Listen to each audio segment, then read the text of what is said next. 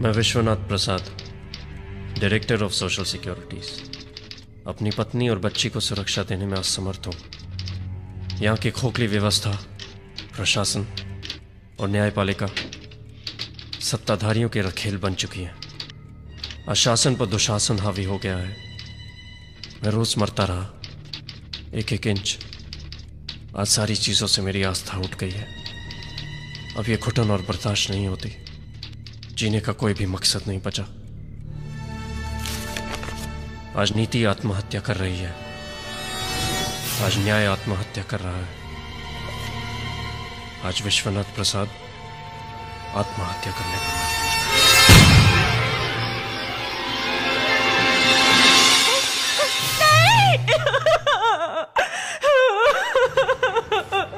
This is very sad mister प्रधान।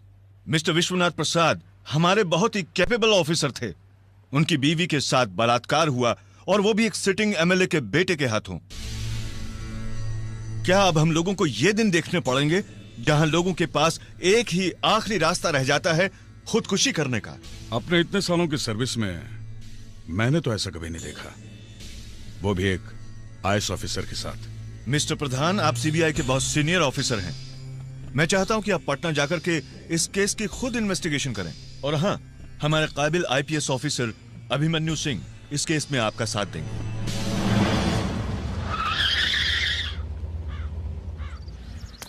ए दयालु भैया, मामला बड़ा अच्छा है, उठा ले क्या? का रे, तुम लोग का बहुत मन कर रहा है का? हाँ दयालु भैया, चल उठा के ले चलते हैं बंगले पर। अरे पकड़। कौन हो तुम लोग? छोड़ो मुझे, छोड़ो, छोड़ो मुझे, छोड़ो।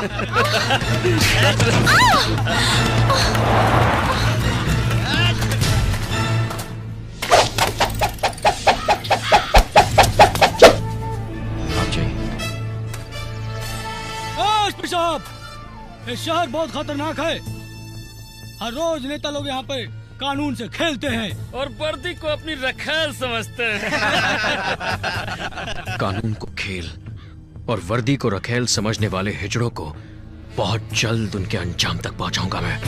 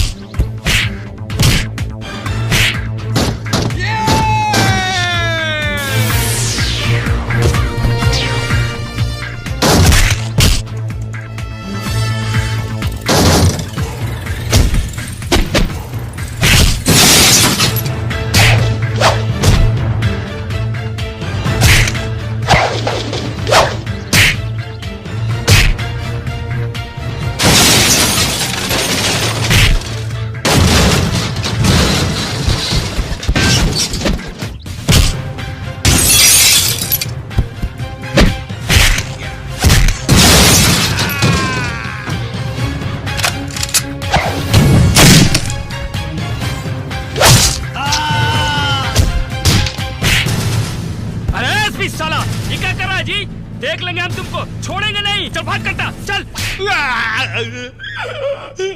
अंगूठा लगा। साहब, हम आपको कितनी बार बोल चुके हैं, हम नहीं जानते आप क्या कह रहे हैं। हम नक्सलवादी नहीं हूँ साहब। अरे ससुर का नाती हो, हम जानता हूँ।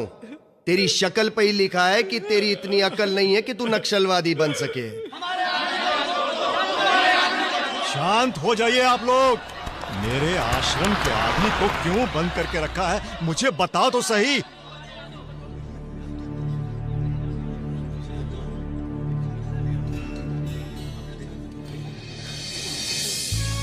अभिमन्यु, तुम? नमस्ते योगी जी।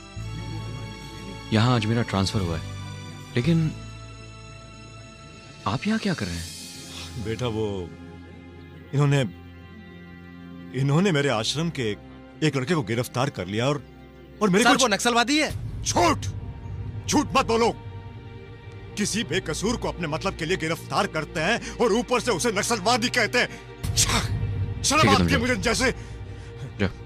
योगी जी, आप फिक्र मत कीजिए, मैं देखता हूँ। अगर तू इस कबूलनामे पर अंगूठा नहीं लगाएगा तो कल अपने घर वालों की चिता जलते हुए देखेगा। नहीं सर, लगाते अंगूठा लाइए, कहाँ लगा? ला।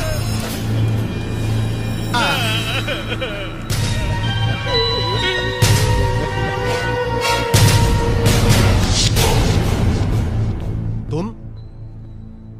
आज से तुम मुझे सर और आप कहकर बात करोगे।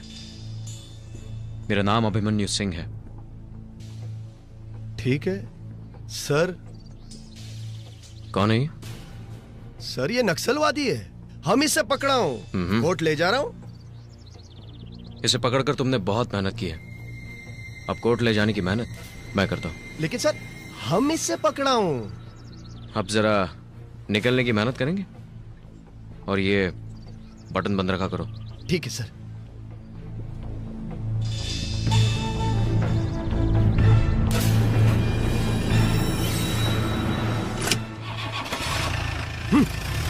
ये ससुरा भी गलत टाइम पर टपका। तुम्हें क्यों गिरफ्तार किया?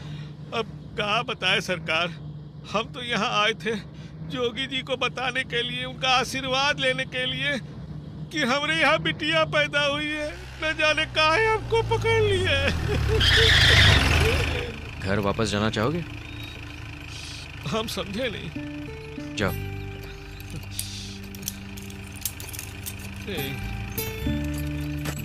जाओ, मैं कह रहा हूँ जाओ, आगे तुम्हें बस मिल जाएगी। हमको मालूम है, आप हमको जेल में डाल दीजिए लेकिन मारिए नहीं। हमको मालूम है जैसे हम यहाँ से चलेंगे आप हमको गोली मार देंगे। लो लो, जाओ अपनी बच्ची के पास जाओ, जाओ।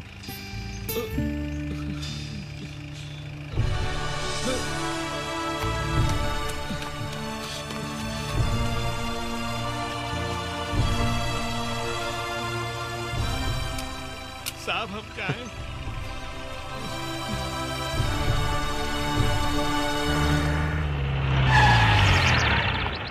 How could you? आपको आए हुए यहाँ चंद घंटे नहीं हुए और आपने आते ही एक नक्सलवादी को छोड़ दिया। इसी बात का तो अफसोस है सर, काश मैं यहाँ पहले आया होता, कुछ और बेगुनाहों को जिंदगी मिल जाती। मिस्टर सिंह, आप पहेलियां बुझाना छोड़िए, आप किस बारे में और क्या कहना चाहते हैं?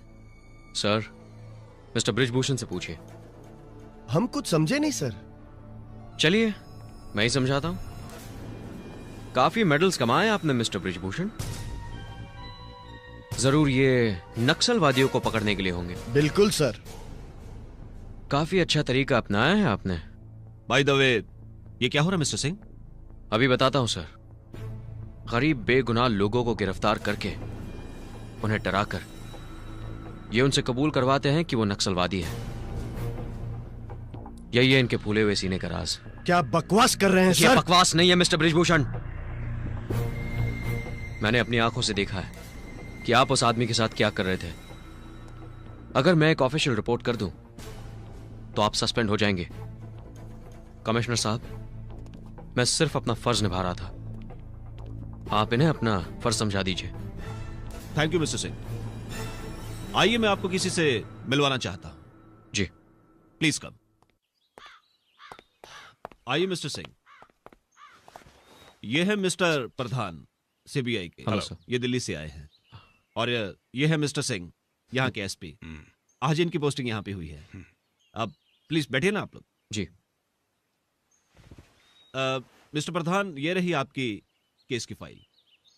फिलहाल आप इस केस के बारे में थोड़ी सी डिटेल में जानकारी दीजिए। हाँ हाँ, क्यों नहीं, पर मुझे नहीं लगता कि इस केस में कुछ खास बात है। जो भी हो, मुझे सिर्फ वो फैक्ट्स चाहिए। तो बात ऐसी है, आईएएस ऑफिसर विश्वनाथ प्रसाद ने आत्महत्या कर ली है।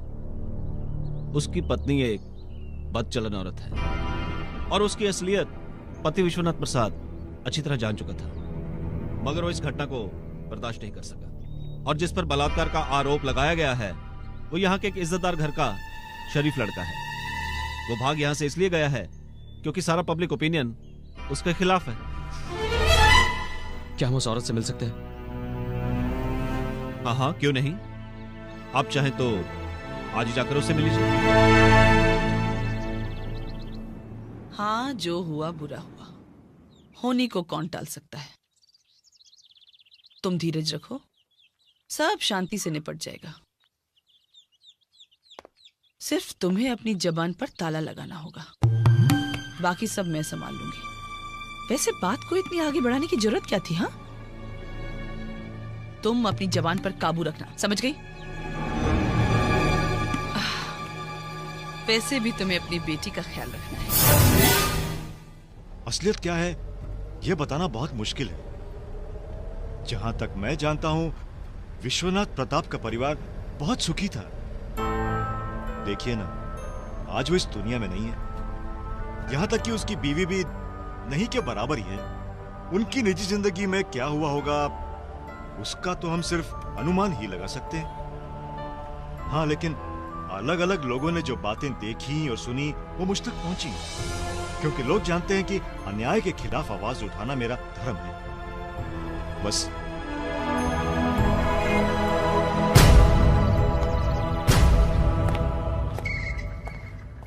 नमस्कार। नमस्कार। आप नए सीबीआई ऑफिसर प्रधान है ना?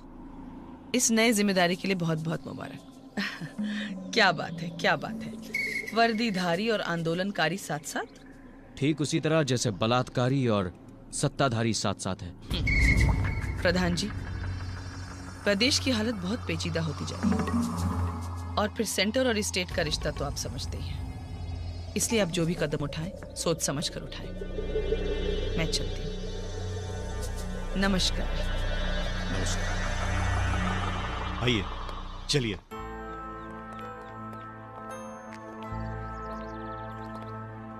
बेटी, ये लोग तुम्हारी मदद करना चाहते हैं। क्या इनकी मदद मुझे वो लौटा सकती है जो मैं खो चुकी हूँ? इनसे कहीं यहाँ से चले जाए। बेटी, बेटी मेरी बात तो सुनो। बेटी, देखिए मैडम, आप पर जो बीत रही है सिर्फ आप ही जानती हैं। आप ही उसे महसूस कर सकती हैं। हम तो सिर्फ ये चाहते हैं कि आपका ये दर्द थोड़ा कम कर दें, और ये तभी होगा जब कसूरवार को सजा मिलेगी। और आपके इस तरह निराश होने में उन लोगों की जीत है, और इस जीत में सिर्फ आपकी नहीं, हम सबकी हार है। और मुझे हारना बिल्कुल पसंद है। मैं जानता हूं जो मैं आपसे कहने वाला हूं उससे आपको तकलीफ होगी, और इसके लिए मैं माफी मांग रहा हूं। लेकिन उन लोगों को सजा दिलवानी है। आपको उस हादसे के बारे में जरूर बताना होगा।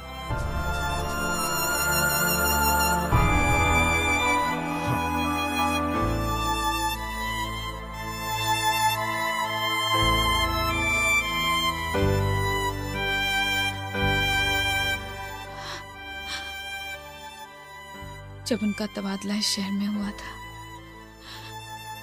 हम दोनों कितने खुश थे।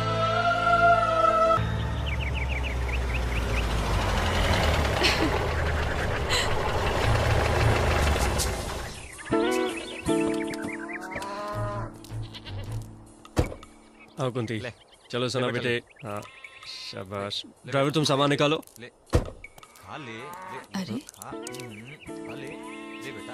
कौन है?